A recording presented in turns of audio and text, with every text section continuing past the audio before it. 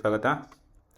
So ಇವತ್ತು ನೀವು ಸ್ಕ್ರೀನಲ್ಲಿ ನೋಡ್ತಿರೋ ಹಾಗೆ ಅರೌಂಡ್ 1519 ಪ್ರಾಫಿಟ್ ಆಗಿದೆ.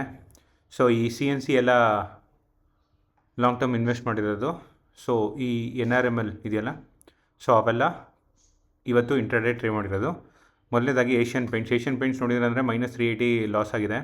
ಅದೇ ಏಚರ್ ಮೋಟರ್ಸಲ್ಲಿ P&L ಟ್ರೇಡ್ ಮಾಡಿದೆ, ಅದರಲ್ಲಿ 498 ಪ್ರಾಫಿಟ್ ಆಗಿತ್ತು. ಹಾಗೂ ICICI ಬ್ಯಾಂಕ್ ಅದರಲ್ಲೂ ನೋಡಿದ್ರೆ ಅಂದರೆ ಅರೌಂಡ್ -630 ಲಾಸ್ ಆಯಿತು. ಇಂಡಸ್ ಬ್ಯಾಂಕಲ್ಲೂ P&L ಟ್ರೇಡ್ ಮಾಡಿದೆ, ಅದರಲ್ಲಿ ಅರೌಂಡ್ 600 ಪ್ರಾಫಿಟ್ ಆಯಿತು.